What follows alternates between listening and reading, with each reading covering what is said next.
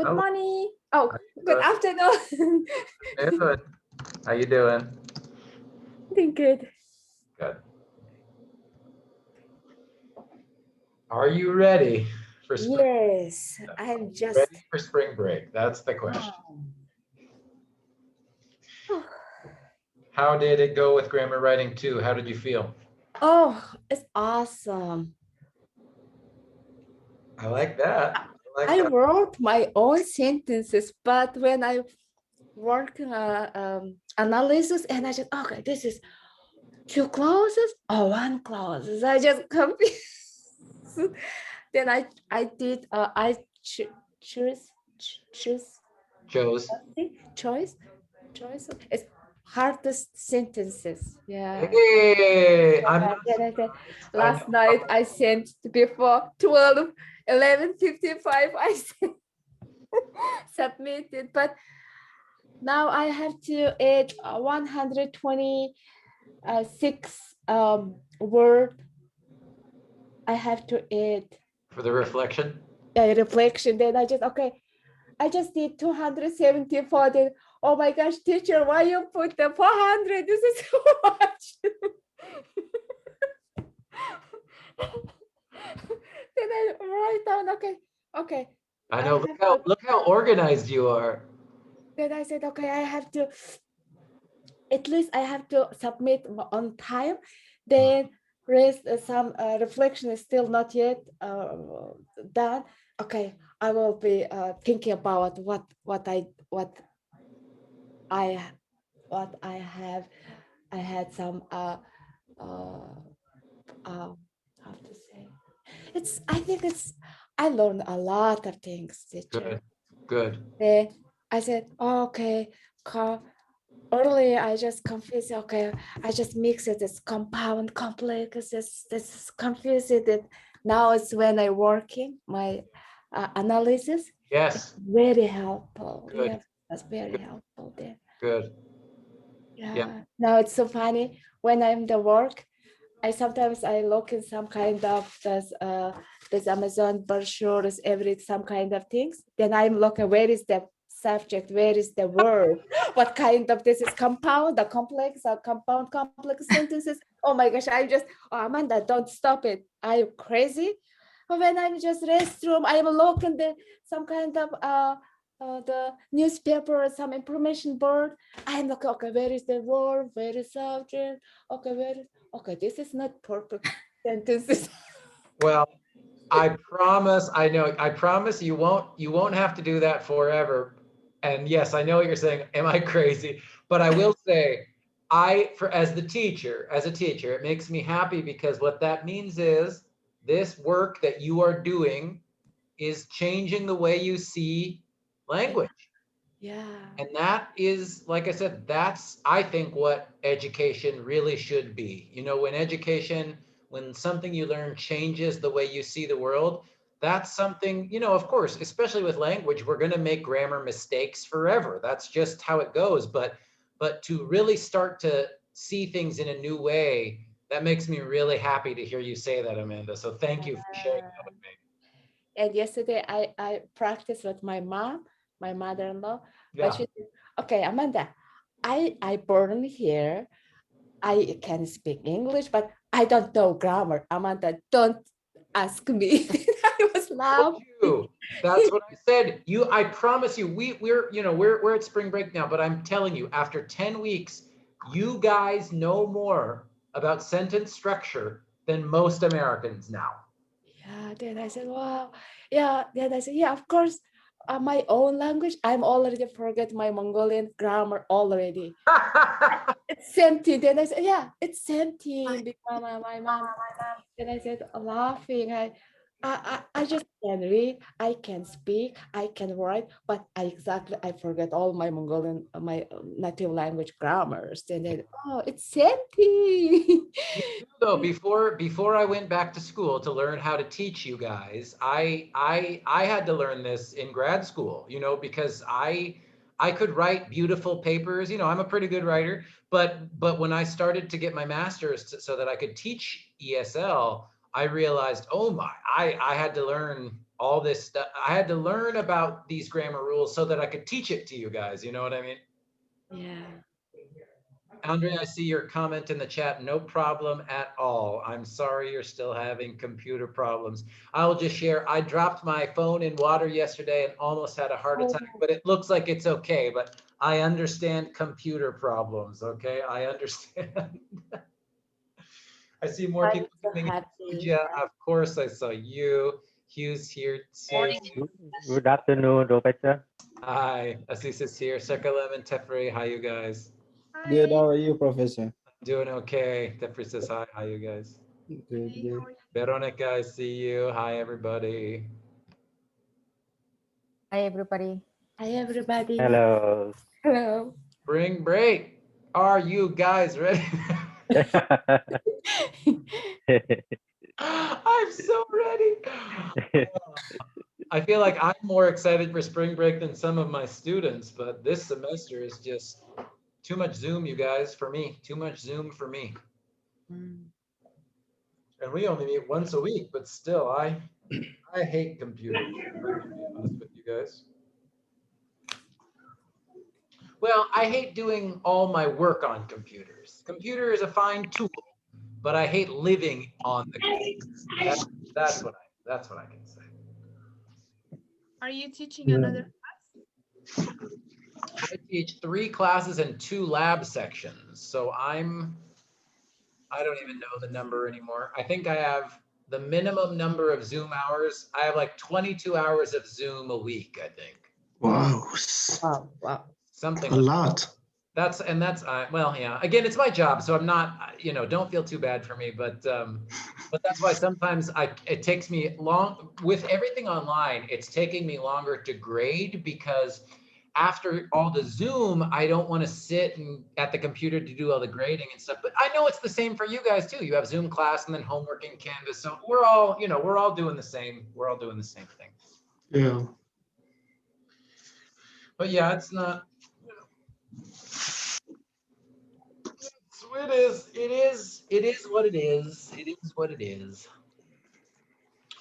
We'll wait just another minute or two, but we've got a good group. Usually we have a few more people come in, but hey, I see Sandy came in too. Hi, Sandy. Anything on your mind, you guys, or any short little simple questions? Yeah, I got something right now, just few Sure. minutes ago. Like I posted my grammar writing too on Yeah. Sunday. Then I was watching the video and reading my book, Yeah. book, and then I was like, I got mistake on my sentence, and I tried to fix it.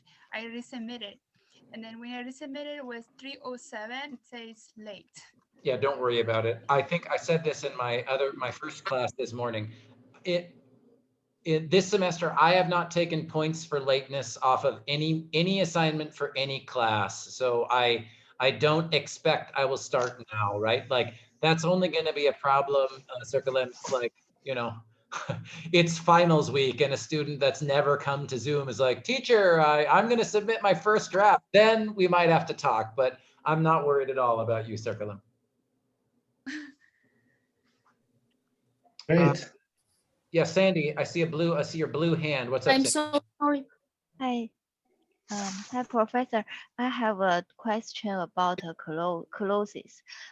We talk about independent and dependent clauses. Yeah. Is there only two type of clauses? How about subordinate clauses? Sometimes I'm confused if dependent, independent, and also combined with subordinate clauses. Then how to give each clauses type? Yeah, a subordinate, I think, okay, so for this class, G310 ESL student, let's keep it very simple. Subordinate means dependent. A dependent. Oh, I see. Now, if you go to UC Davis and study linguistics at grad school, we can go really detail and look at weird examples. But for this class, just keep it simple. Subordinate means dependent. The some case is I have two the subordinate clauses Yes. Embedded in independent clause. Sure. So if for the whole independent clause compared to another clause, it is independent. But within the independent clause, there is a subordinate clause. Yep. Then sometimes I confuse Yes. how to give the type. Well, you're just for this for now, call it dependent, because we're going to look at that after spring break. I will show you, we're going to do verbs, and then we're going to look at articles after the break, because articles are kind of nice and easy and always important. And then I'll talk a little bit about adjective clauses, because adjective clauses are a perfect example of what you just said, Sandy. Oh, Adjective I see. clauses, they look like they live inside of independent clauses. Yeah, Sometimes it looks like there's not even a subordinator. There's no conjunction. Oh my God, what's going on?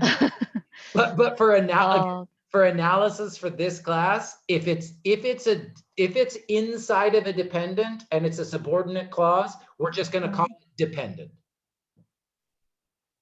But if we count two clauses or three clauses. Well, I can also say, if you've got a subject and a verb, even if you're not sure subordinate, whatever, if you've got a subject and a verb, that a clause. Verb. If there is another word, verb. Yep. If there's a subject, and a verb, I call see. it a clause.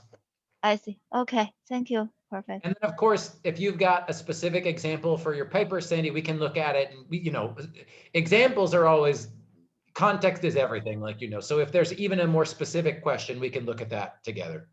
Yeah, I will send in chat. If you have additional time, we can. Yeah, put it in the chat, and then yeah. if we finish with verb stuff, we can talk about that. I love that. I saw some other people had questions. Thank you. I think Arena, did I see who else? Anybody else? Yeah, I'm sorry. I'm so sorry, because I have a question. Because I have downloaded today my assignment. I don't know, it's okay, yeah. A little bit late, later, because I have visited my doctor, my dentist.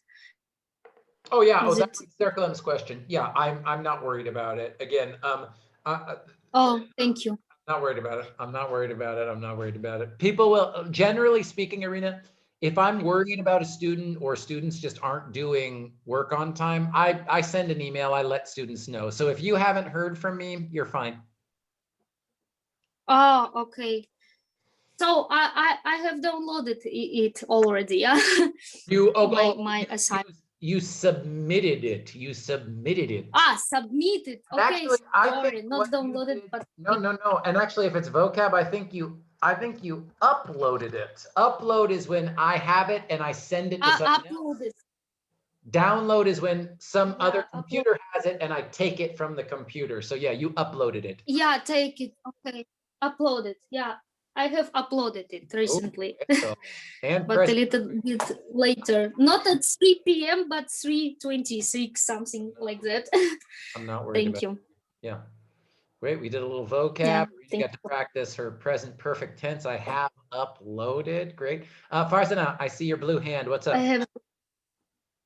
Hi, Professor. I have a question too about compound sentence. Yeah. In compound sentence, can I use prepositions before and because in one sentence? It's correct or no? Yeah, type it. If you have the sentence, put it in the chat. We can look at it. Okay. I need to see an example of that one. Okay. Oh, and actually, I think Hugh. Hello, Professor. I see what it was, Hugh. I was like, wait, what's going on? That was an example sentence, right? Yeah, it's you only one clause, independent clause, and one phrase. But it's a complex sentence. I give you a sentence. And Farzana, if you have one, put it in the chat. Okay, yeah. I will. Yeah, it's a complex sentence, but only one clause, independent clause, and one phrase. Phrase not dependent phrase. This should be past tense, right? So there's the verb. So Hugh's sentence: after eating a birthday cake, or so, what did you eat? Birthday cake.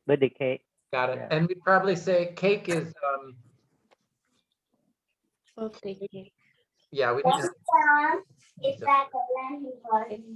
to. Yeah, so you're exactly Hugh.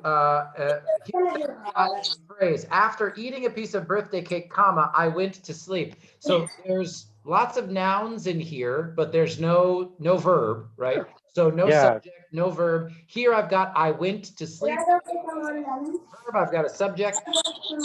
Like you said, one independent clause and one phrase. So what type of sentence is this?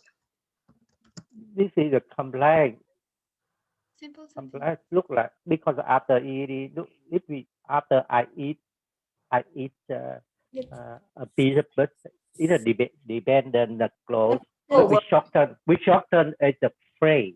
Well, this, right, as you said this is a simple sentence. I think I heard circulator. I'm not sure. I can't see everybody right now, but if you say this, now what do we have? Yeah, this comes like very clear. But in your for example, your example in the slide in PowerPoint, in the poll, is you say that is a complex sentence. But I have question like this. Only one. Did I give you guys a bad example last week, or what did I do? Yeah, last time after finishing class, I will call you. You mentioned the complex sentence, but I question the same, for example, like this. Yeah. I don't. If I give you a bad example, or if I wasn't clear, so now this can get difficult because sometimes eating can be a gerund, and then if we have eating like a gerund that acts like the subject of a clause, if we have a verb, right? No, I don't even want to make I don't want to even give a weird example. I also see first of all on the Google I also see like this. After doing something, I do other thing. Either complex. That reason I question myself about this complex sentence. No, this should be simple. So your instinct is I also think I know you know why. Yeah. Good. Okay, perfect. And then Farzana's got her example sentence. Let's see. And your question was about prepositions, right? About comma. I went to, and I'm just going to add an article. We're going to talk about articles after the break. I went to the river today, but I came late because the weather was very good. And which comma is your question? Because. Yep. And this is one thing, okay, I don't know if I said this to you guys already, but if I could change one thing about English grammar, it would be this rule I'm going to tell you right now for Farzana's good question. Fanboys, right? Fanboys are important. Coordinated conjunctions, very important. But because is not a fanboy.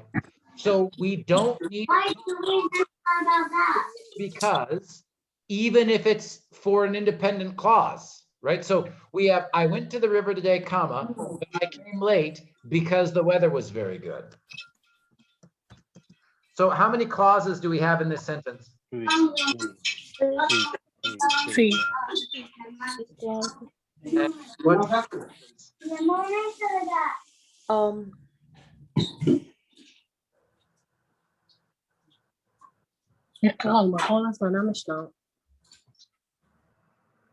There's only one clause, sir.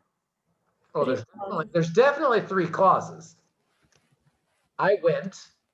I came. I came. Was.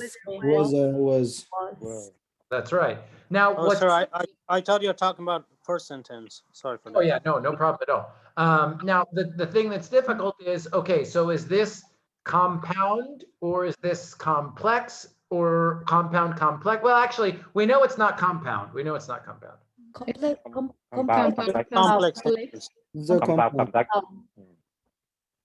Now, and again, I'm curious about your opinion because again, we have different people have even really smart, teachers have different opinions about this word because. So here's my question. When we see because, does that feel like to you guys, does that feel like a subordinator or a coordinator? Subordinate. Support. Support. Yeah, because if we said because the weather was good, period, you'd say, well, because what? What, you know what I mean? What are we talking about? What are we talking about? So I've got two conjunctions. One is a subordinator. One is a fanboy. So I've got an independent clause. I'm sorry. I've got I went to the river today, independent clause, but using to connect to another independent clause, and then a dependent clause. So I've got two independent clauses, one subordinate clause, one dependent clause. I'm thinking of Sandy's question earlier. So we've got complex, or compound, complex, compound. I don't, you know, whatever, whichever one you put first. Great examples. But again, Farzana's question was about commas. And like I said, if it were up to me, I would put commas before because, but we don't do it. We don't do it because we save the commas with this type of sentence for the fanboys, for coordinating conjunctions. So that's the reason for that, why there's no comma. Does that make sense, Farzana? Thank you very much, Professor. Yeah. It's a really important question too, because like I said, the fanboys are so important. For, but, and so are like four of the most important words for academic writing. And because is also one of the most important words for academic writing. So I wish you could use the same rule with because, but because is a subordinator and the fanboys are coordinators. So that's that rule. Great examples, you guys. Oh my God, you guys are fantastic. Okay, we'll say this was Q&A because these are great things to talk about, but I do want to make sure. So if anyone else has examples of clauses that we want to talk about, we can always keep doing that throughout the semester, but I do want to keep talking about verbs because I know it's so important for all of us. It's so important for all of us. And of course, it's such a big focus for so many ESL students and for so many ESL grammar classes. So today, I do have a warm-up activity for you, and then we're just going to keep talking about verb tenses. So here's my warm-up. I want you to take some time by yourself. I'm going to put you in groups because I don't want, well, I'm not sure yet, but let me tell you what I want you to do first. I want you to take some time by yourself to complete this activity. So just a few minutes working on your own. Then I want to I am going to put you in small groups just for a minute. Then I want you to compare your answers with your group. And all we're doing here, last week, right, we talked a lot about when to use different verb tenses. We especially started to introduce things like the present perfect, the present perfect progressive, and a little bit of comparing that to the simple past. So last week we talked a lot about when should we use specific verb tenses. Today I do want to at least spend a little time talking about how do we make these verb tenses, right? How do we form them? So I just want you to do this activity, and it's use this subject, verb, object, Maria, subject, go, verb, home, even if this isn't the object, this is where she's going, right? And for example, if I say put this in the present simple, it would be Maria goes home, right? And if I ask you to put this in the present progressive, the present continuous, can someone just tell me easy, what would this be? Maria is going. I heard Maria is going, right? So all I want you to do first, take just 2 or 3 minutes by yourself or however long you need. Try and do this for all of these tenses: present progressive, present progressive, present perfect progressive, simple past, past progressive, simple future, and future progressive. I want you to do that by yourself. And then I want you to talk to your small groups about what how you formed these verb tenses. And then we're going to play with these a little bit after you talk to each other. And I see that a few people are saying they have to leave or they might not be available. That is totally fine, right? I'm going to put you in small groups so that people who want to talk can talk. If you're feeling quiet and you just want to do this by yourself today and then look at it together in the big group, that's fine. But I do want to give people the chance to do this activity as I designed it. So I'll give you guys 3 or 4 minutes to work by yourself. Then you can talk to each other in your group, see if you agree, disagree, whatever.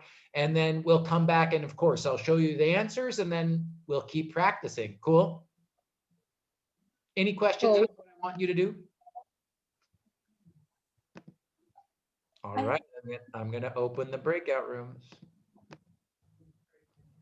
And like I said, if you're feeling tired, shy, or quiet and you just want to stay, work alone, that's totally fine too. But you know, we gotta talk to each other a little bit.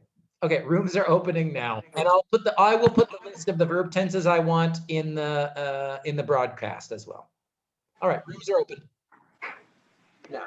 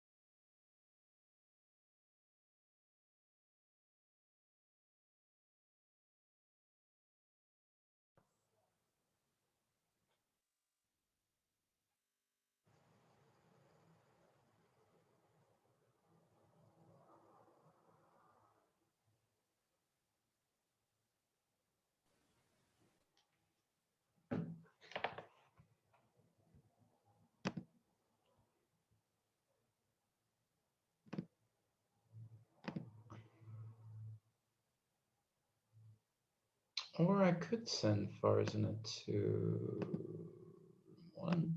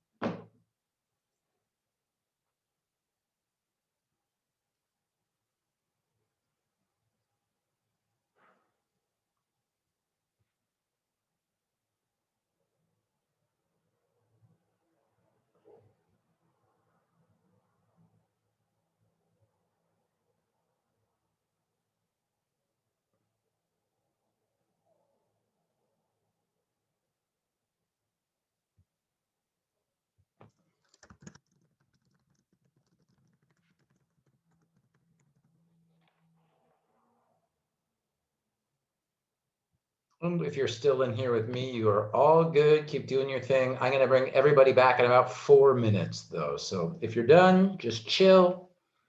If you have questions, I'm here. And then we'll get everybody back in about 4 minutes.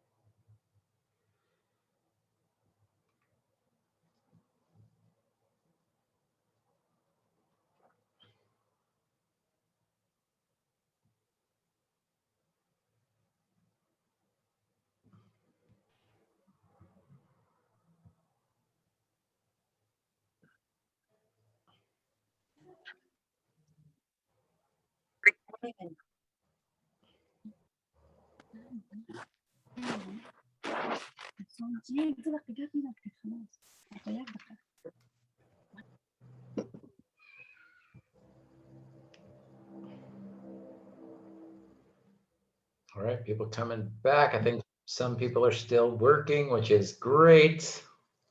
We'll talk about these, look at them, and answer questions when we're all back here together.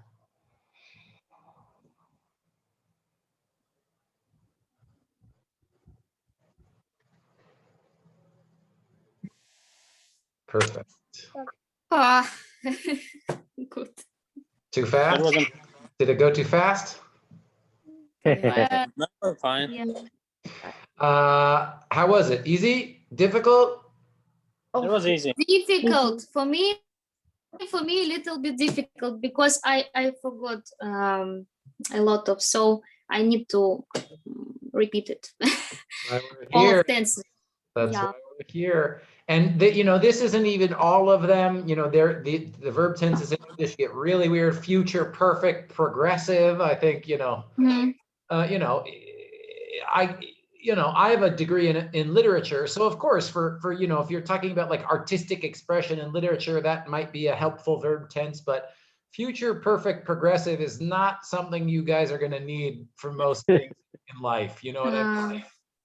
But Okay. these are, you know, these are important. These are important. So I think we could, you know, I think I just want to show you the answers and then answer those questions. Like Arena was saying, what do we need to review? And again, for right now, I just want to talk about forming those verb tenses, right? How do we put them together? And then we'll start to talk about when do we use them. So here are the answers. And let's see if we agree. Do we disagree? Are we confused? Oh my God, what's going on? Can I ask a question, teacher? Of course, Amanda. When at the practical and college level, we have to use how many tenses we have to general or all speaking is we have to know very well. I just want to learn all the distance.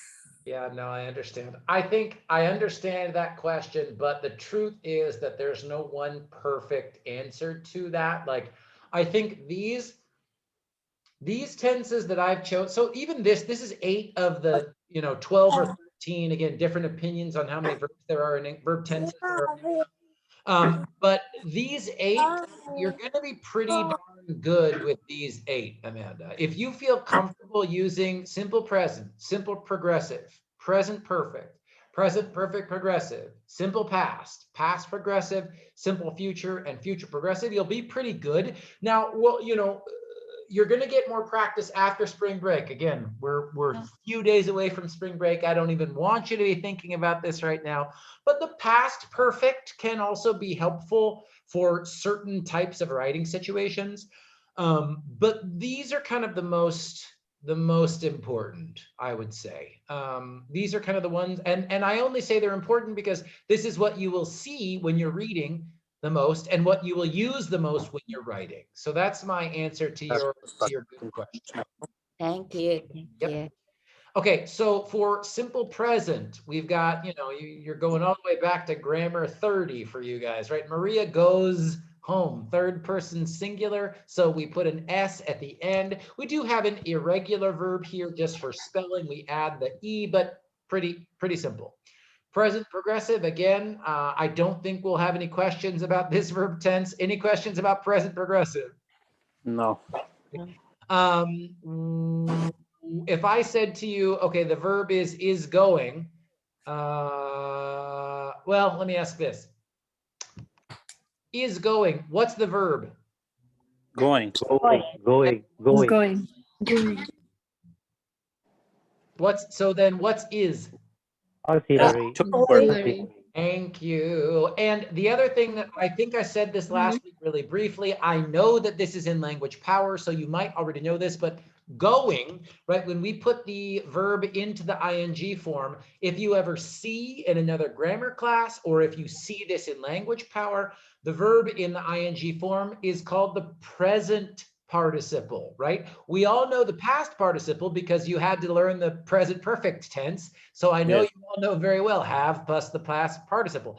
The ing form of the verb in sort of studying grammar and language and linguistics is called the present participle. Does that make sense? Or any questions about that? No. Yes. Yeah. Now this gets weird when we'll talk about why that gets challenging when we talk about the past progressive here, but I'm going to go through them here. Now present perfect, Maria has gone home. So I just said going is the present participle. So gone is the Past participle. Thank you very much. Yeah. And has is an Auxiliary. Yes, you are making me a very happy teacher. Any questions about present perfect tense? Just how to make it. I know we're still unsure about when to use it all the time, but questions about how to make it. No. Okay, present perfect progressive. Maria has been going home. We talked about this last week. This is challenging, right? I live in Sacramento. I have been living in Sacramento. I have lived in Sacramento. We know it's hard to see the difference in meaning there. Has been going. How many auxiliaries do we need to make this verb tense? Only one. Two has How many been. auxiliaries? One auxiliary has. Has been two. If we take the auxiliary, then Been. we two auxiliaries. I hear Hugh, I hear a few other folks, so forgive me, I just can't see everybody, but yes, to make the present perfect progressive verb tense in English, we need the auxiliary have. In this case, we put has, right? We conjugate have in the present tense and we match that to the subject. Here, Maria is third person singular, so we use has for the auxiliary, right? So we have auxiliary have, and we use auxiliary past participle be. This is one piece of good news about this verb tense. I said this last week, right? It's always been. You don't need to worry about conjugating or changing anything. It's have, auxiliary been, past participle of be, and then the present participle of the verb, right? So has been going, or I have, then I don't need to have third person singular, right? I have been living. Makes sense. Yes, sir. Sir, then Ben is also an auxiliary? Yes, both of those are auxiliaries. Has is an auxiliary and been is an auxiliary. We only get the verb in its present participle form. This is why these verb tenses, as they get more complex, are more difficult, because it's not just you have to worry about the main verb. Like I said, we've got two auxiliaries, and in this case, you have to conjugate subject verb agreement on the auxiliary verb, not the main verb. That's weird. English is weird. Most other languages don't make life that hard, but that's why it's important, right? That's why understanding how many auxiliaries are in a verb tense is important. Sir, Ben in here can be only as auxiliary and present perfect progressive, but not in present perfect. If we say I have been, then been here is as a main verb, right, sir? And yes, it is. And what, like I said, the ing is the present participle. So if you say I have been, then I have auxiliary have. And what form of be do I have there? Past participle. Past participle. Help, and you already said it, and you are exactly correct. That is exactly correct. And again, why is English so difficult, right? So what, again, it doesn't matter. It doesn't matter. You already said it perfectly. In the present perfect progressive, I've got auxiliary have, I've got auxiliary been, and then I've got the present participle. In the present perfect, I've got auxiliary have, and then I've got the past participle form of the verb, whatever that verb might be. Sir, I have a last question.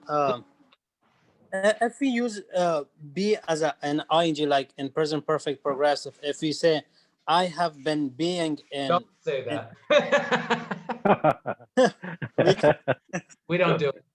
That's an example of stative verbs. Has anybody ever talked or learned about stative verbs? Which is, it has non-physical action, right? Exactly. And again, different grammar books might call this different things, but exactly. Stative verbs, and this is changing a little bit. You know, the language always changes. But in general, you know, verbs like, let's see if I can make this bigger. And you just said it. So again, I know most of you guys in this class already know this, but there's just this list of verbs that we usually don't put in ing. But again, I'll tell you right away, I see this word hope, right? Man, in California in 2021, pretty normal to hear, I'm hoping that you can come. So this is not like an always rule, these verbs, but I will say, I am being confused. Just say I'm confused. You know what I mean? Like be, we just don't put it in ing form very often. Yeah. I have been being. Ugh, sounds horrible. Yeah, but sir, but when they're using it in passive sentences, then she has been being learned. She has been being, or something like. You could say, I'm going to create a new slide. I'm not coming back to this full list, so don't worry, everybody. But like something, so the passive voice, you're correct. She was being, Yeah. She was being Spoken. she was, Spoken with her dad. well, that no, she was being spoken to by her dad. Wow, man, just say this. She was being hate. She was being busy. She was How being, about this? No, she no. was being busy. She was busy.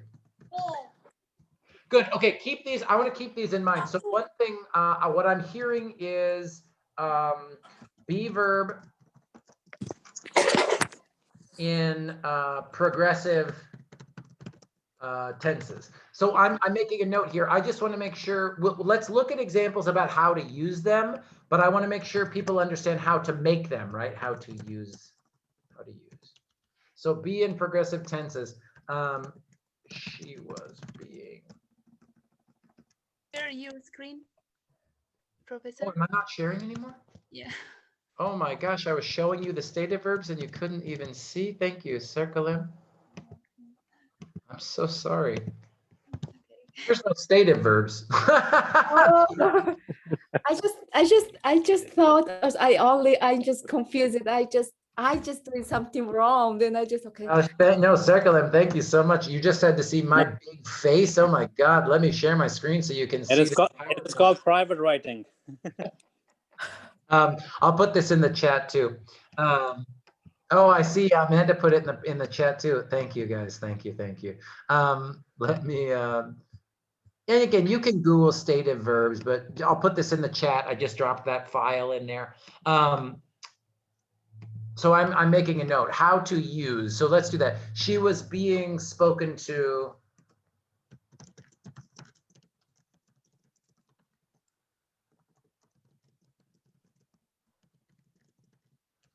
He had been being, oh my God.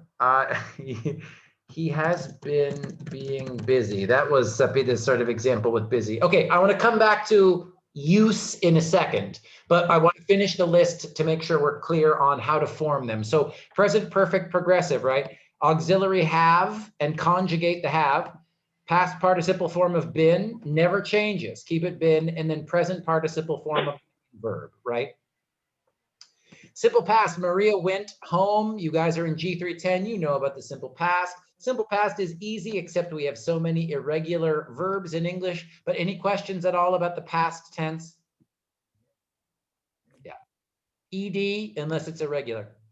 Past progressive, was going home. Here I have the present participle form of the verb. So how do I show past tense in this verb tense? Was. Yep. So where do I mark the tense? On the auxiliary or the verb? Auxiliary. Yes. Oh, that's right. Yeah.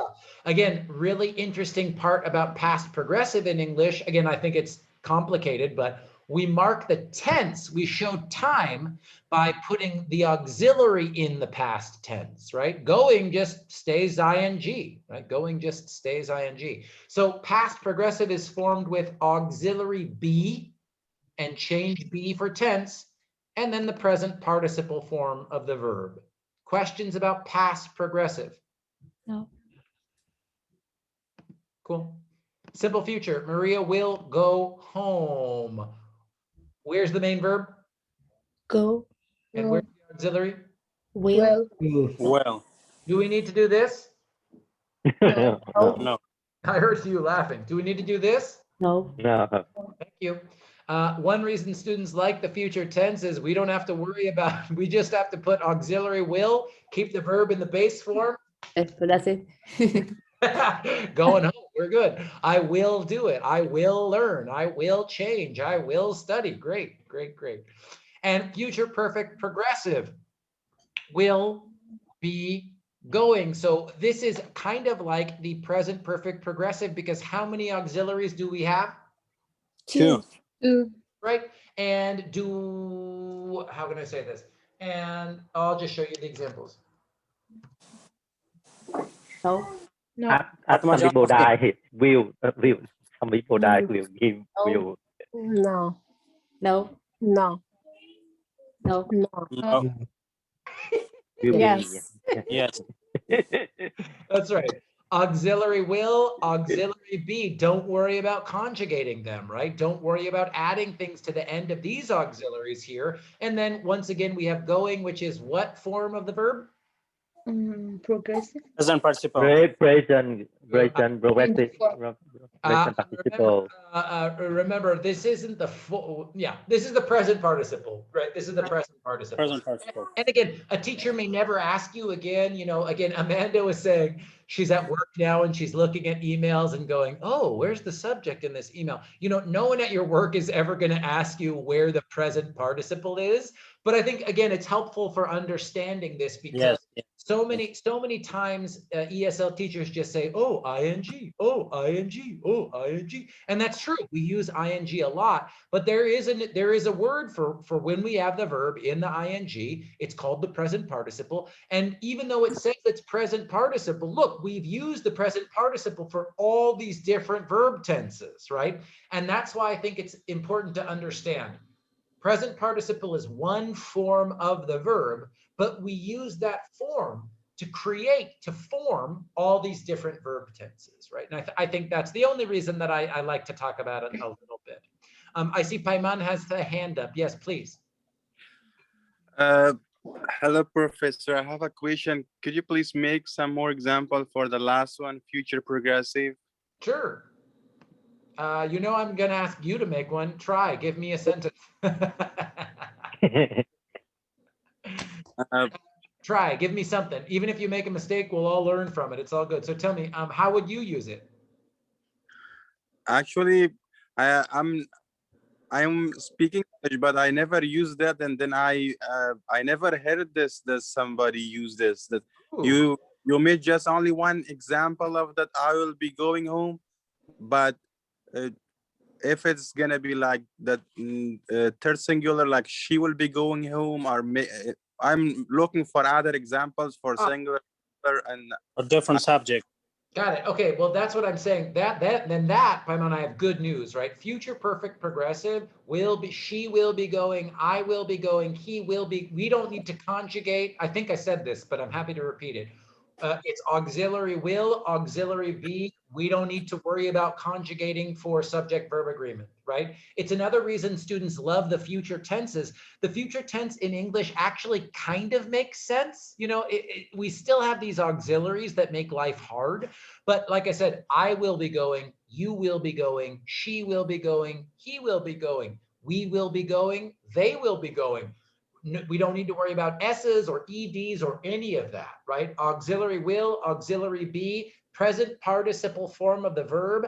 You don't need to worry about conjugating the auxiliaries. Done. If we use be going to. Yes, will be going to. Yeah. If you will be going to, or will be. We use will, or we use Maria is going to go home. Well, okay. This was my question also. Okay, okay, I understand. Maria is going to go to home. Is going to be going. Is going to go to whom? I don't get Maria it. Get that out of here. Get that out of Maria's going to be going. No. Stop it.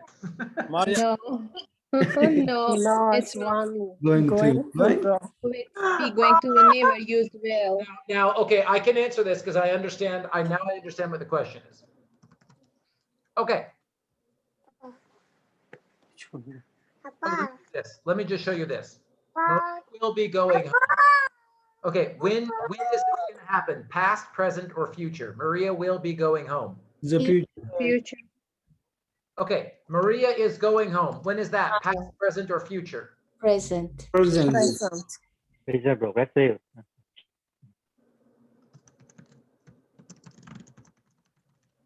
Now, past, present, or future? Future. Future. Near future. Now, thank you. I forget who asked this question, but this is a thing that makes life, I said the future tenses make sense. And then I have an example of why this is more complex. Now, why this becomes more difficult is, at least in the United States, we use present progressive. Maria's going home. We use this as a present, as the future, even without the auxiliary will all the time. right? What are you doing later? I'm cooking dinner tonight.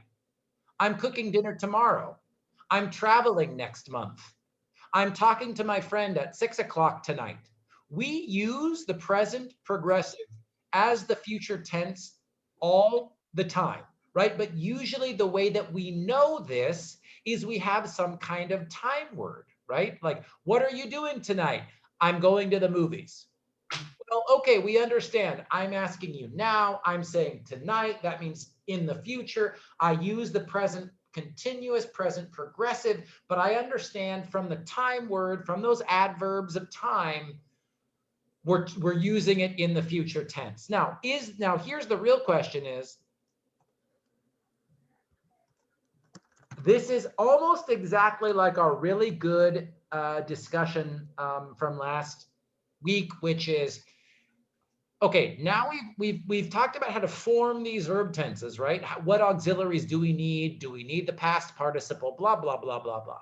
Now, the real art, of course, to doing this is how do we use these in real life? And again, it's why I don't like most ESL textbooks, because most ESL textbooks are just fill in the blank exercises that say, you know, put the present perfect tense in this sentence. But most of you guys know how to do that after one day. What's really hard is, well, when do I use which verb tense? So I'll ask everybody, I see in the chat too, I'm gonna look at the chat in a moment here, but Maria will be going home later. Maria is going home later. Is there a difference in meaning between these two for you guys? And if there is, what is it? And then I'll tell you sort of how we use this in real life. What do you guys think and see and feel?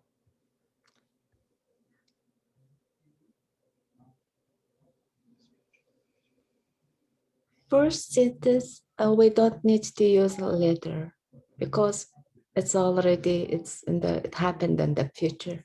Okay, that's true. You're right. We don't need the time word in the first sentence because we have will, which we only, well, not only, but we usually use to talk about the future, right? But let's imagine that I'm keeping these. I'm just, and because now we're starting to switch to meaning, right? So Maria will be going home later. Maria is going home later. We understand that basically there's a woman named Maria. She's not home now. In the future, she will go home. Okay.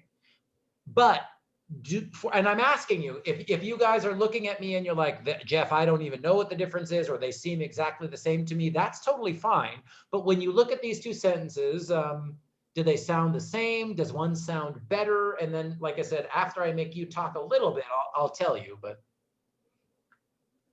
there are two tenses, but what same idea. Okay, so do you feel like, and for you, do you feel like these sentences have the same meaning? No, I think the first sentence the second sentence is in present progressive tense in case of future meaning. True, no doubt about that. Good. And Tefri, what were you going to say? The first sentence, what? Can I try? I said is the first sentence like is the time, is the what time she gonna come, and the first one is the more time. The first one is a little bit down. Is the first time. The first is she come more later. Maybe. Okay, so for you, Tefri, you're saying one of the first sentence is emphasizing. Remember, I know last week I talked about that spotlight. Long time, maybe. So you're saying that the spotlight or the stress is on the later here? Yeah. Okay. I love it. What else do people? I heard someone else say, "Can you?" Yes, of course. Can I try it? Porfa. Will is like kind of Maria for sure is going to be home. Okay. And is maybe going home. Maybe yes, maybe no. Okay, so this is that certainty thing, right? Will or be going to. Which one is more certain? Which one is less certain? That's what Veronica's saying. Great. What else? Anybody else have? How do these two sentences feel, or have an idea, or anyone else before I? Roberto, I have idea for the second sentence. For the second sentence, I think it's a plan. It's exactly he go home. It's her plan. But the first sentence, not sure. Okay, and this is kind of like Veronica was saying, sort of plans, certainty. How certain is it? Do we know for sure what will happen? Great, good. Anybody else? You don't put to after going to. Maria is going to home later, and it is future tense. It is like a plan that Maria has a plan before that go home, and Maria will be going home later. It is not plan. She decide at the moment. Okay, good. So a lot of you guys are practicing. So, okay, so two things. So what we're looking at here is future progressive versus simple present progressive for future. That's what we're talking about. And you guys are, so there's two things, right? You're doing the will versus be going to rules. Yeah. And that's great. That's important, right? So you're absolutely right. And there's one other thing though, that I want to stress, and this is like we talked about with the present perfect progressive, right? So it's this certainty thing, but there is also in these example sentences, when you use future progressive, you are stressing the action. When you are using the present progressive, you might stress when the action will happen. Right. So you, well, and I don't even, let's say this, you're usually stressing.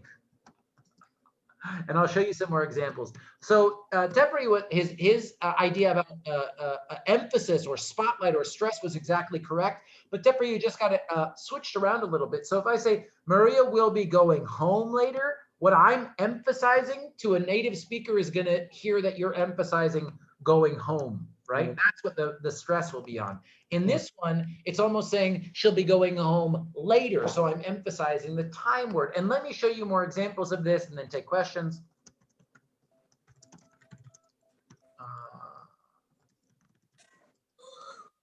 Is Maria going to...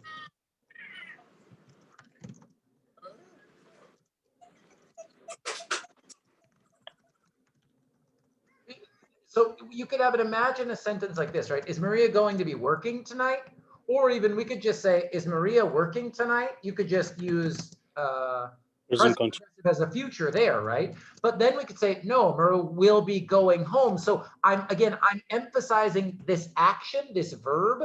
And in this example, right, because someone says, is Maria going to do this action? And because I'm answering that question, I'm going to use the verb tense that stresses the action instead of stressing when the action will happen. Does that make a little bit of sense? Yes. Yes. And Yes, let's see if I can think of some more examples. So Yeah. are you...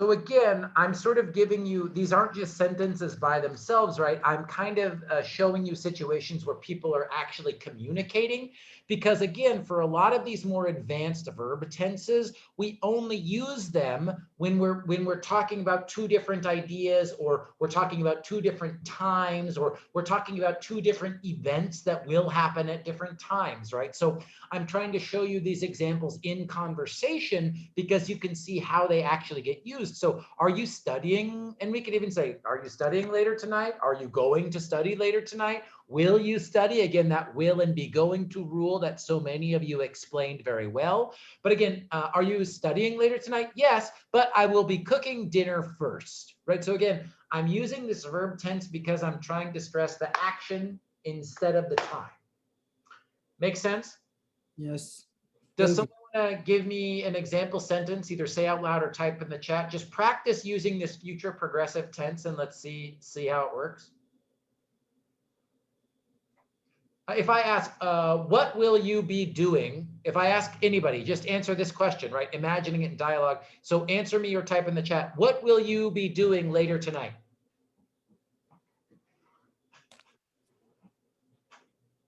I will be submitting my assignment.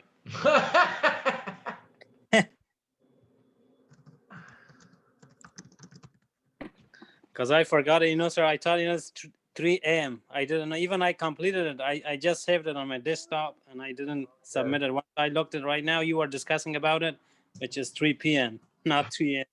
I'm not worried about it. I will be submitting my assignment. I will submit my assignment. I'm going to submit my assignment. Pretty similar, but I love it. Great example. I will be submitting. I will be doing my homework. Oh yeah.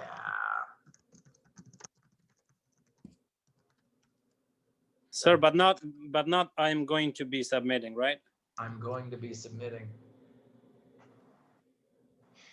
Even that, again, I don't think the grammar is wrong there. You formed it exactly correct, right? Like auxiliary be, you formed it correctly. It just isn't, it's just not as common to use it. Do you know what I mean? So it's not like it's wrong. Yeah. It's just not as it doesn't sound as common as these other examples. According to structure, it's completely correct, but they're not using it, right? Exactly, exactly. Seppi, this is the same. I will be studying. Good. I will be going to a movie. Nice. That sounds much more fun than studying and submitting. I will be going to a movie.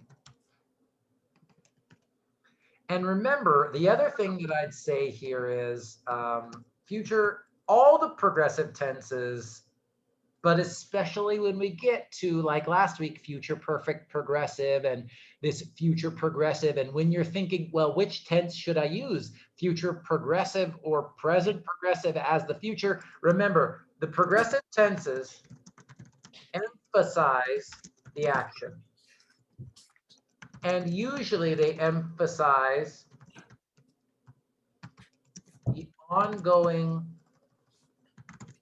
nature of the action. So a native speaker sort of understands that, okay, it's the action, but if I use these continuous tenses, I'm also sort of telling you, well, there will be some time. There's going to be an hour, 2 hours, 90 minutes, 3 hours, whatever, where for those 3 hours, the action will be happening for that whole 3 hours, right? And think about that movie example, right? And I'm going to add, I will be watching a movie. Well, if you go see a movie, right, you sit in the movie and you watch the movie for 2 hours. It's not like you watch the movie for 20 minutes and then, you know, you take a 10-minute jog and then you play on it. The idea is you keep doing that action for some amount of time. And that's what I mean by emphasizing the ongoing, the continuous, the uninterrupted nature of that action.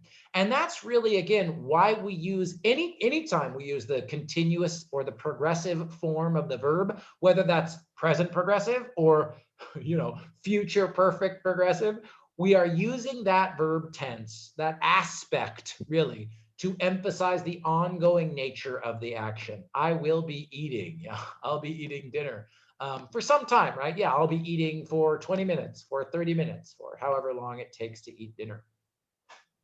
Good. How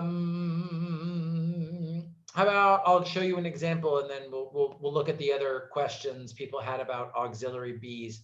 And then I've got, I wanted to show you a little bit of the past perfect too.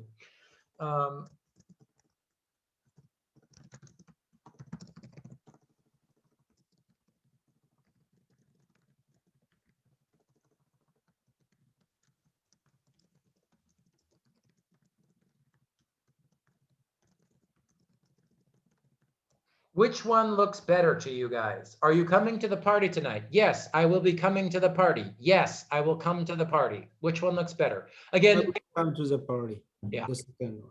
Good. I heard Tefri saying number 2. Do we agree? Yes. Yeah, number two. Number 2.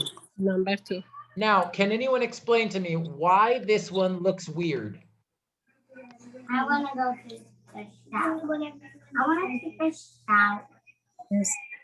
Because in this sentence, I see I will be coming.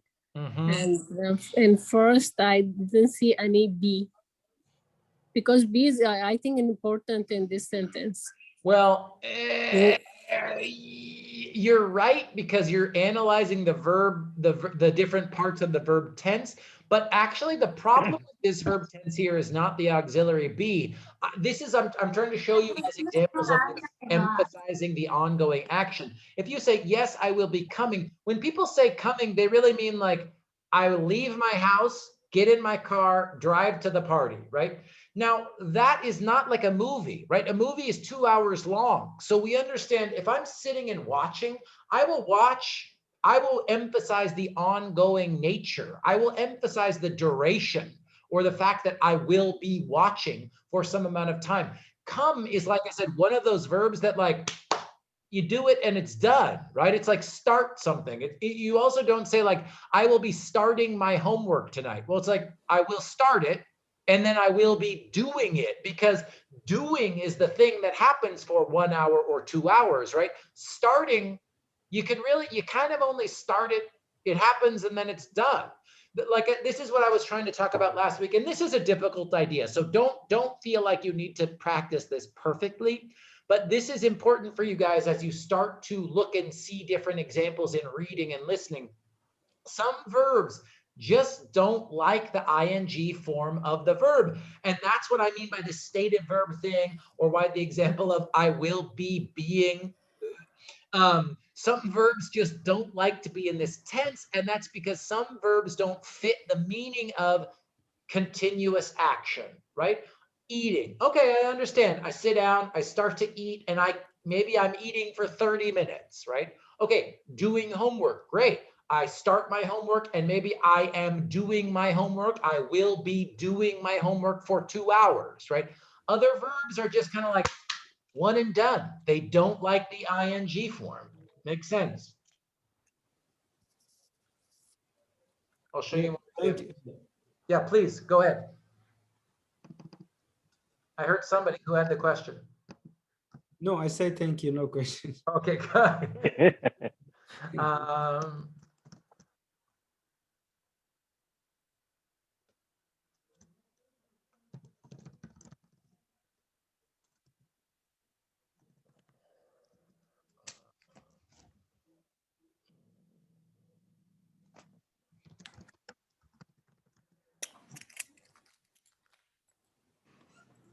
How about this one? Somebody answer this question for me. Either just say it or type it in the chat. Will you stay in California for spring break? It's correct sentence in future tense. Yep. So give me an answer. And I'm sort of asking you to choose a verb tense to answer the question. Yes, I will stay in California. Yes, I will be staying in California. Good. Good. And again, I'd say, remember, we're talking now about meaning. In Sapita's sentence, I'm emphasizing, yes, I will stay in California. If I use the example in the continuous, I'm emphasizing the action. And again, you guys, I'll just keep saying this. What I'm teaching you, this verb tense stuff about not just how to form it, how to use it, this is a little bit of an art, okay? But so if you're looking at this and going, Jeff, I don't even understand what you're saying. These two sentences look exactly the same to me. That's totally fine. I completely understand, but I promise you, if you keep studying English and you get your bachelor's degree, you'll understand, right? Like there's a subtle, small difference in meaning for native speakers. If I say, yes, I will stay in California, I'm just saying, yeah, man, I'm gonna. But if I say, yes, I will be staying, you're saying, I'm gonna be here, the action, I'm emphasizing the verb instead of just answering yes or no, right? Make sense? Yes. Yes. Horrible, right? It's horrible. Then in your question, what is you're emphasizing? You're emphasizing the verb, right? Yes, I am. Then the second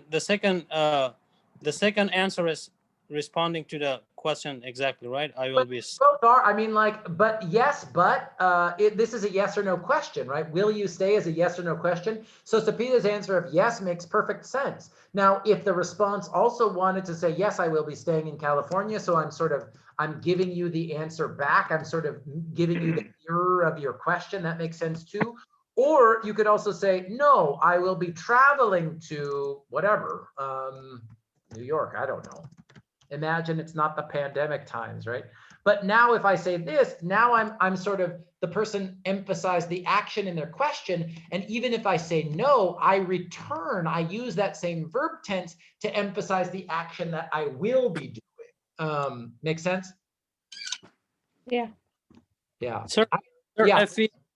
if we add another verb in a question, like you said, will you stay in California for spring break to, for example, to see President Biden? Then what is the emphasizing? Is it emphasizing the second verb or the first verb? Will you stay in California for spring break?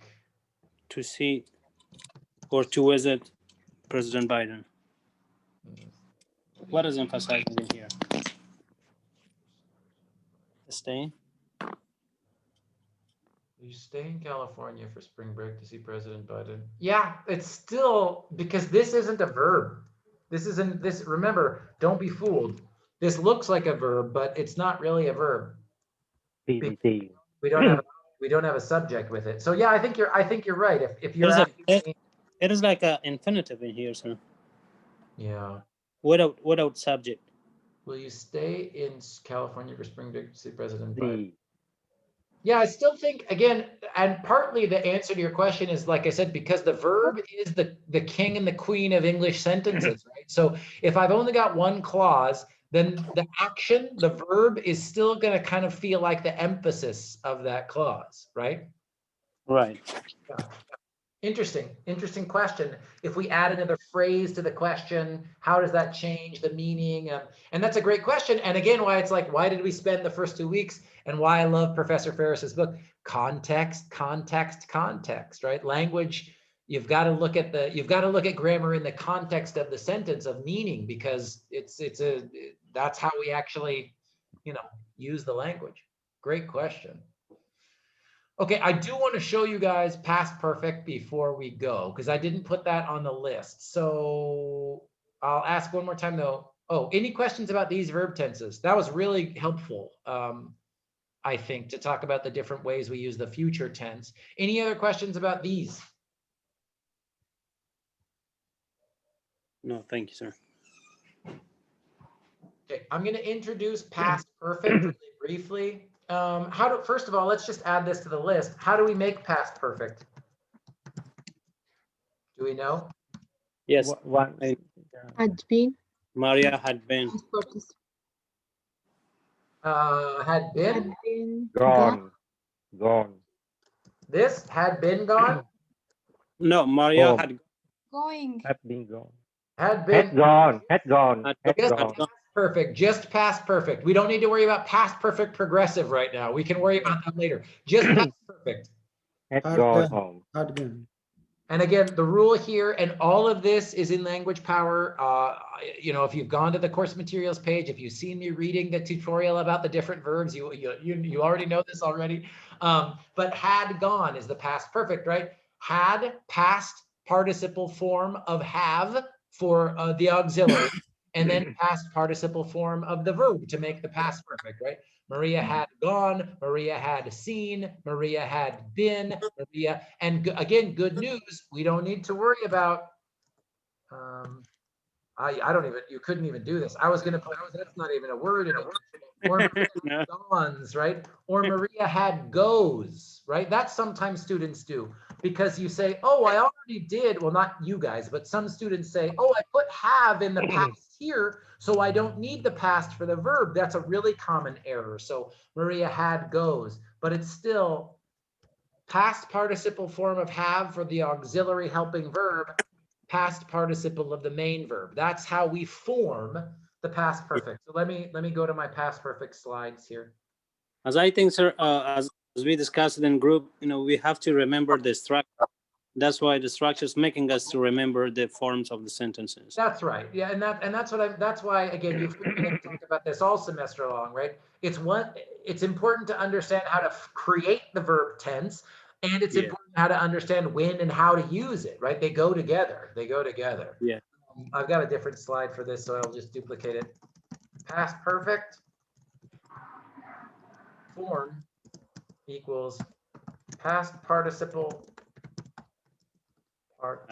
participle of have for the auxiliary plus past participle form Verb. of the main verb, right? So if I say she, let's do She had some. let's do the verb see. S-E-E, what would it be? She had seen. Good. What would this be? She had seen. What would go? She had seen her sister. Let's just make the verb. So I want just give me the how to form it. So see becomes had seen, go becomes Go, gone. Gone.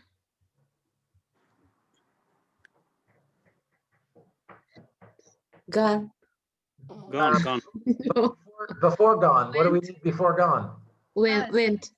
Had. Had. I heard someone say it. Good. Yeah. Gone. So Had give. gi- Oh, I already put it on. had noticed. Thank you. Right. That's it, right? So we can even do a few more.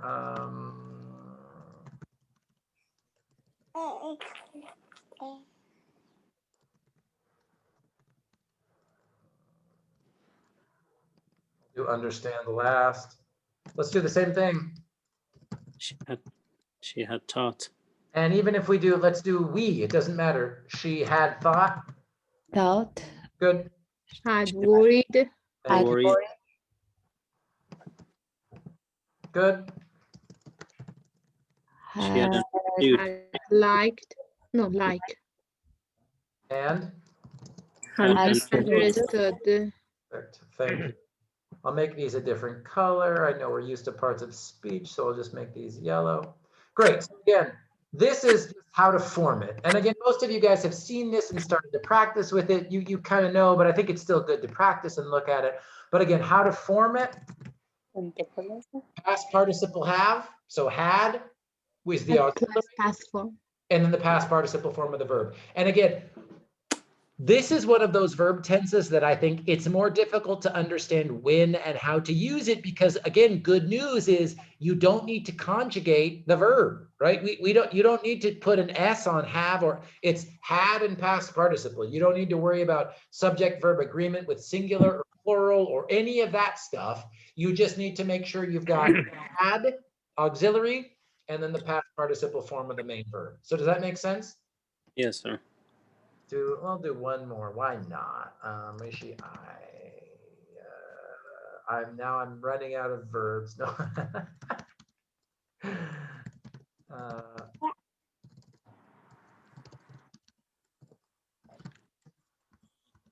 Okay, what would this be? Study, bake, consider lost. I had studied. Thank you. I had baked. Good. Consider. Good. Lost. Lost. Great. Lose, lost, lost, losing. Good. Great, you guys. And again, if you're in the room with me or you're watching the video and you weren't sure about you made an error on the past participle, who cares? You know, like you can find lists for past participle verbs, you guys. Again, you know, this is not the type of class where I'm going to test you on did you memorize the past participle. It's more important for me that you understand to make this verb tense, you need to use the past participle. If you're not sure about the past participle form of the verb, look it up. It's all online. Everything's online now. You know what I'm saying? To be honest, farming or studying or remembering these forms are easy, but it is difficult mostly for most of the students, especially for myself, that when we can use it. This is really important. That's why the next slide is for you. Don't worry. Yeah. Okay, so where did my slide go? This one. I've rearranged these slides, so forgive me. Thank you for your patience. There we go. There we go. Okay. Now the basic rule, has anyone studied the past perfect before, or did anybody remember this from the textbook? When do we use this? What's the basic rule? I know the explanation, sir. Well, can you tell the class, please? Yes, sir.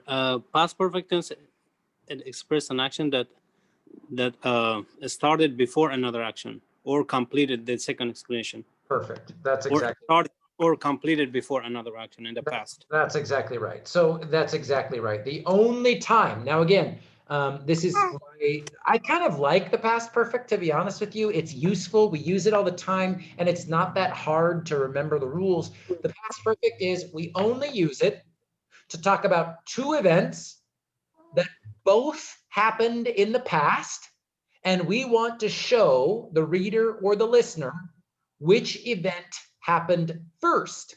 Yes. Now, with you guys, especially at 55, 310 level, most of the time, you guys are used to saying just first, then, later, right? We're used to using time words, and that's great. That's not a problem, right? But once we get to 310, 320, 340 level, academic reading and writing, you want to mix it up. So you can say first, second, third, last, that's okay. But you also want to, you don't want that to be the only way you're showing order of events, what happened first, second, or third, because it just seems too simple, right? For college, it feels like that simple language. So, and again, I can sort of teach you an always rule here, but let's look at examples. So their mother had known about the study before her death, right? So what happened first? Know, die. No. No. Before no. Good. No. Good. First no. And how about the second one? Sue hadn't met her sister until last year. What happened first? Meet sister or last year? Last year. And this isn't a great example. Let me give you one, because that one's complicated. Let's talk about that after the break. How about this one's easy? My brother hadn't bought his new car until his promotion. What happened first? Promotion until he's first promotion and then bought a car. And now this is why this gets hard, right? This is why this gets hard. I'm going to create some more examples for you. Hold on.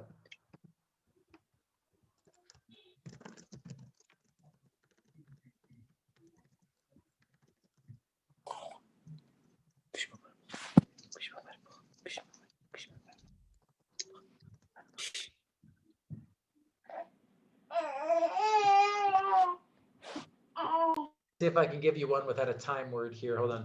Oh, but I'm giving you time clauses. Hold on. My brain is shutting down. Hold on.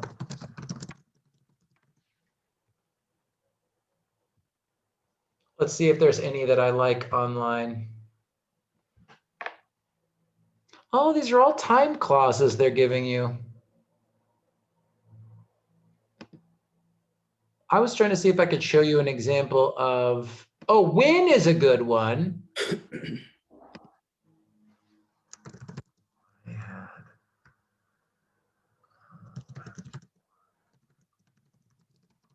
This is a good one. Okay, what I had left for work when you called. What happened first? Left for work or you called? Left for work. Left for work. And she had studied English before she moved to the US. What happened first? Studied or English? Study. Study. I had moved to Sacramento before I got the job. What happened first? Move or get job? Move. So again, you've probably seen this rule or heard it before. So in a sentence like this, where we have past perfect and simple past, which event happens first? The one in the past perfect or the one in the simple past? Past perfect happened first. That's exactly right. Before. That's exactly right. Now this is now of course it gets more difficult than this. We need to see some more examples here, but this is the basic rule for the past perfect, right? Faraz and I see your hand. We use the past perfect to talk about two events that happened in the past. We want to show what happened first, and we use the past perfect for the event that happened first, right? For the event that happened first. Faraz and I see your blue hand. What's up? Professor, can I say when you called, I had left for work? Of course. But that's not even about verb tense. What are we really doing there, Farzana? It's still no work. Complex sentence. I think I hear Hugh. How many clauses are in this sentence? 2. Thank you. And 2. and what type of sentence is this? Complex. Complex. I hear a few voices. Yeah, so the answer, Farzana, is you can definitely move these 2 clauses around. You've got a complex sentence, so just make sure you have when is a subordinating time word here. So when you called, comma, you subject, called verb. I had left for work. I had left for work is the independent clause. It can stand by itself with a period at the end. So if you start your sentence with the dependent clause, that's fine. Just make sure you put a comma. And the order, this is a great question, and I'll say this very clearly. The order of the clauses does not change the order of the events. And that's basically why we need this verb tense in English, because you can move the clauses around, but if you want to put the event that happened later, right? This happened later. But we know that it happened, but it's the beginning of the sentence, right? It's the first clause in the sentence, but we still understand the order that happened in the past because simple past perfect. So even if you change the order of the clause, the listener, the reader is still going to understand the order of events in the past because we have these 2 different verb tenses. Does that explain your question, Farzana? Yes, Professor. Thank you. Other questions?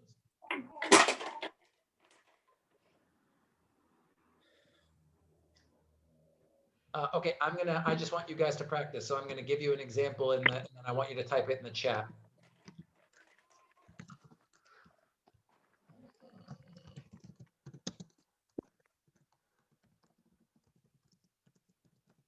I want you, these are the 2 events. Save $2,000, buy a car. I want you to create an original sentence with those 2 events. Put it. Wait. I will let you speak your answer, but I want to give people time to type if they want. So wait 1 minute. It's 4:59. I will let people say the answers in a moment, but if you think you know, type it in the chat.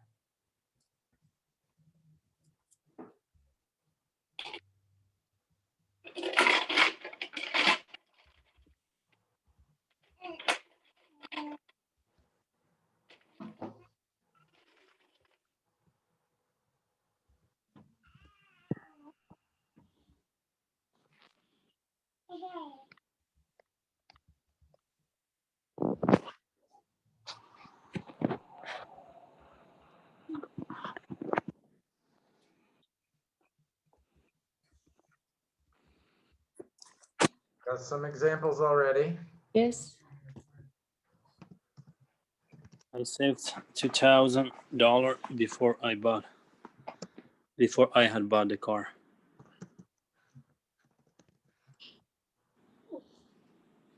Anybody else got examples in the chat? I had okay. Yeah, please.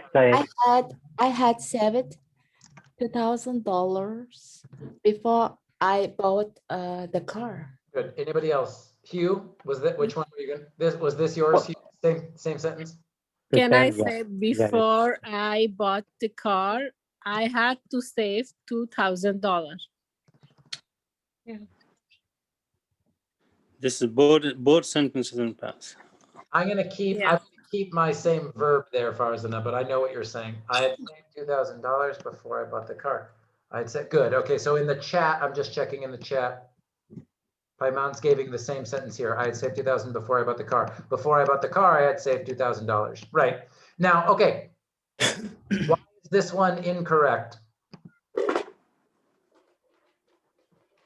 You can save $2,000 if you don't buy a car. That's correct. Again, but I'm saying you can buy $2,000 if you don't buy a car. That's right. But again, the way that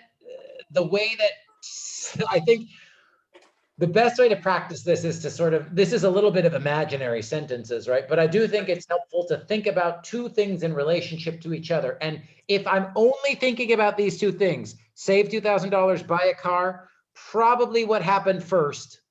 Save money. Save the money, right? Yeah, so I think that's why this one is not really correct, because we have the simple past saved with the event that happened first. But in this one, we have first, had saved, then bought, right? Or let's say this.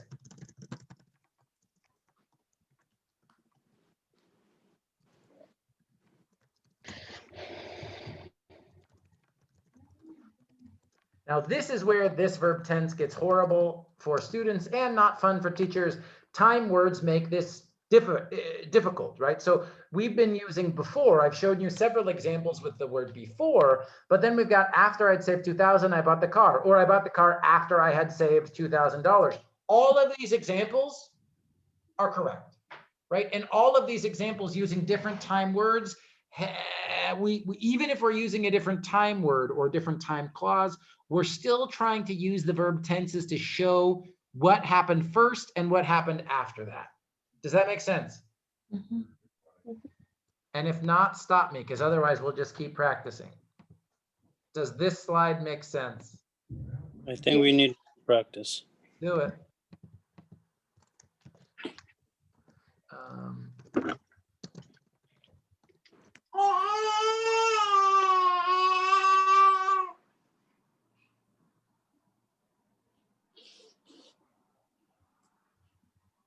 Earn a degree, get a raise at work, and feel free to use after. You could use before, you could use after, you could use when, you know, use whatever time word feels natural to you. I think the more examples we get, the better. I had earned a degree. Should I chat it, sir? Sure.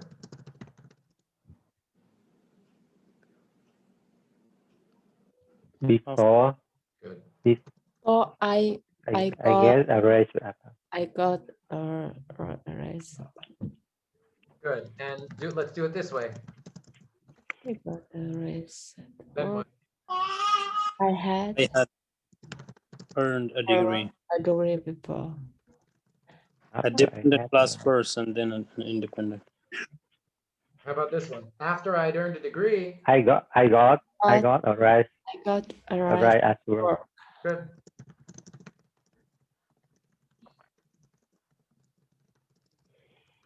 Right? Yep. And in that last one, I put this into the contraction here, because remember, you know, for this class, I am always talking about writing. That's why the big projects are writing projects. But so in writing, you won't see this type of conjunction very often, but emails, text messages, newspaper articles, very possible that you might see the past perfect in this kind of conjunction form, right? So I had learned becomes I had earned, excuse me, I had earned becomes I'd earned. Or what was this one? I saved, right? I had saved becomes I'd saved. Cool. Questions about this one? Sir, I have a question. Please. Past perfect tense always can be connected or always can be used with past tense only, or we can use it like in another tense. For example, can we say before raising at work, I had earned a degree? No. I'm thinking if this is an always one. I think it kind of is an always one. You can sometimes, like, you can say,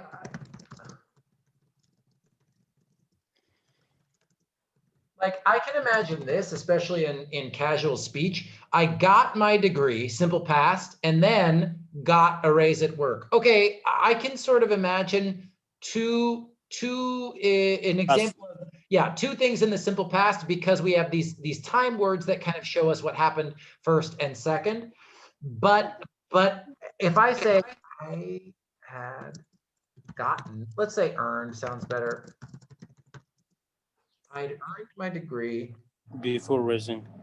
Before raising, no. I mean, the past perfect. The past perfect. Then raising.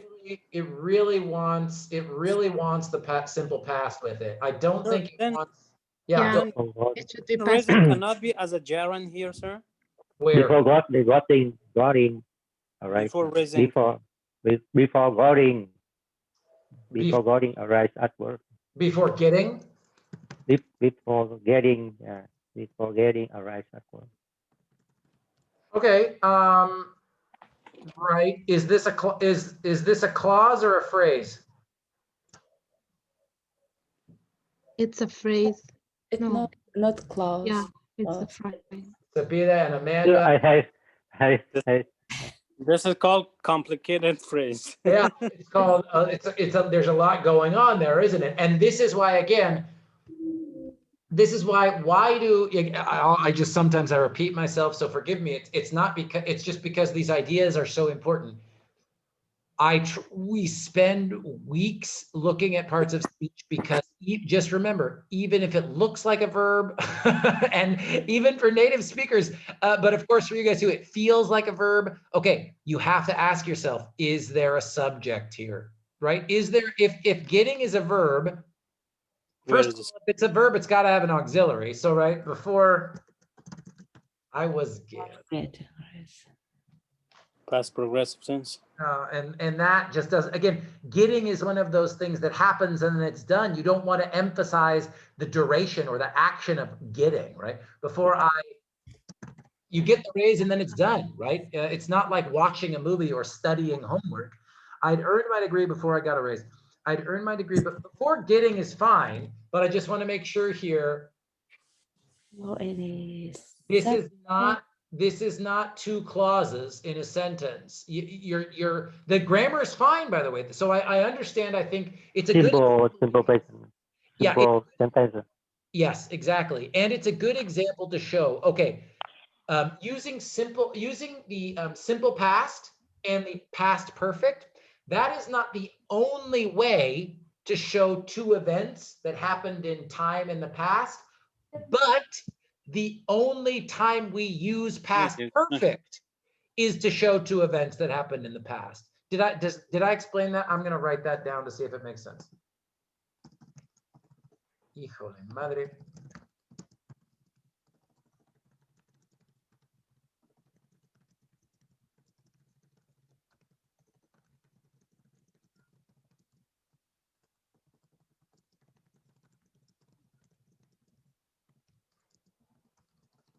For example, these examples above, use a gerund phrase, use two simple past verbs with a time word, right? That's like this one.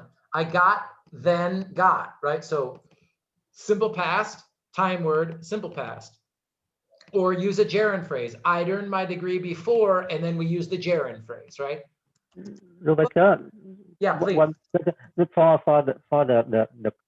the sentence before getting arrived at work last month, okay?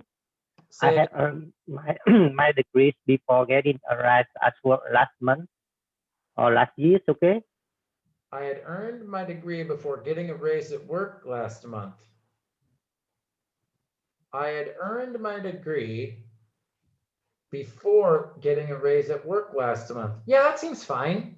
It sounds a little weird to me. Because you had the past dimension that happened in the past, getting a rise at work happened last month.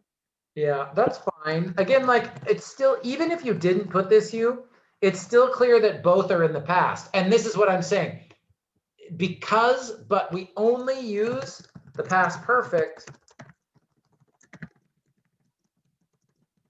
So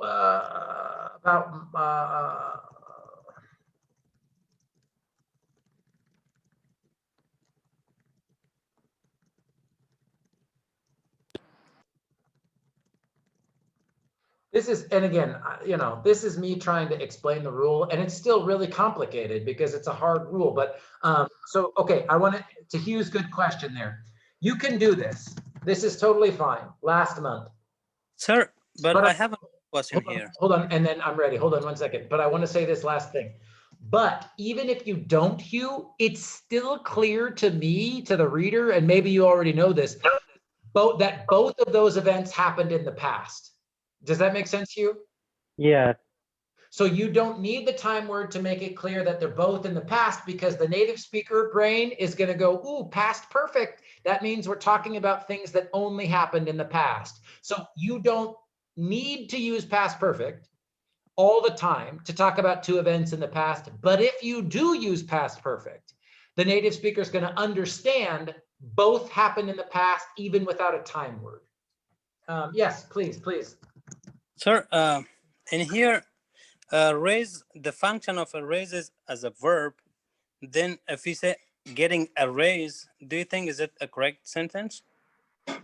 That raise cannot be as a noun to use it getting a raise. If we use raising, I think it might be correct if I'm not wrong. I had earned my degree before raising at work. No, there's no verb in here at all. Getting is a gerund, is a determiner, raise is a noun, at is a preposition, work is a noun. This is like the something test, right? Like I had earned my degree before something, right? Like all So of, do you think raise can be as a noun also, or raise can be as a verb? The function can be as a verb as always. raise is a noun and a verb. A raise, getting a raise is a thing, a raise is a noun, but you can also say, I will raise your salary. Or we can also say raise like lift, I will raise or rise something up. Then there's a verb, yeah, there's a verb. Yeah, but in this, I want to be clear here. In this phrase, none of this is a verb. None of that is a verb. Then if we directly use a raise as a gerund, so it is wrong, sir? Yeah. Well, it's not wrong. No, it's not wrong. It's just not a verb. When you say gerund, now you're talking about a noun and not a verb anymore. Yes. Before raising at work, it's not simple and easy, sir?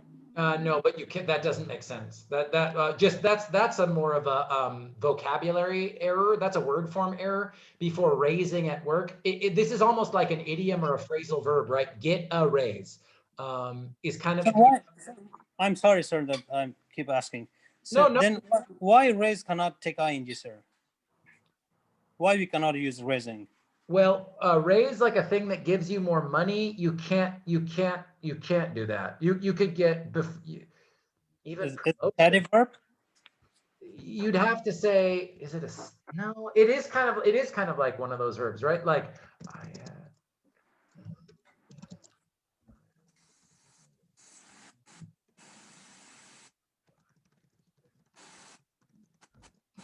now here's an example where you could do that. Okay, raise, this is a totally different vocabulary meaning here.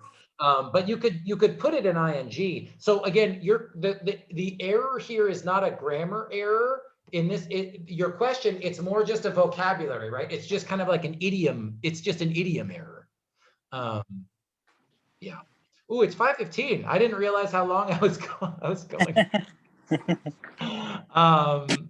I want to make sure I get you guys out of here.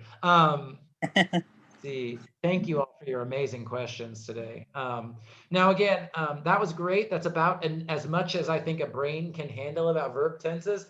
Don't worry about this. We're going to do a quick review of this when I see you in 2 weeks from now.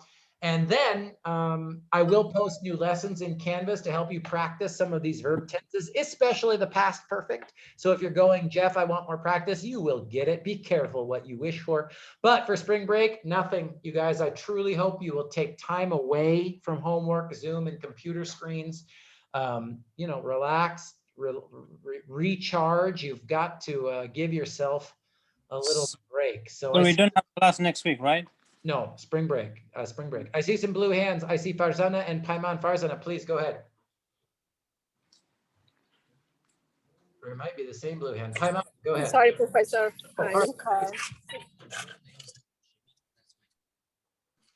Right, maybe from earlier. Paiman, please. Hi, Professor. I was busy with other homework, so can I do my homework later today or in this week? Yeah, do it as soon as you can. Like I said, I think at the beginning of class, I have not taken points from anybody for being late on the grammar writing project. If you do it as soon as you can, it should be fine. If you wait until week 14, 15, or 16, you might be playing with fate, but yeah, as soon as you can. Okay, thank you. Yep. Any other questions before I let you guys go and see you in 2 weeks? Enjoy your spring break. Any other questions? So in 2 weeks, we're gonna do all assignments, Professor. I didn't done all my assignments on campus.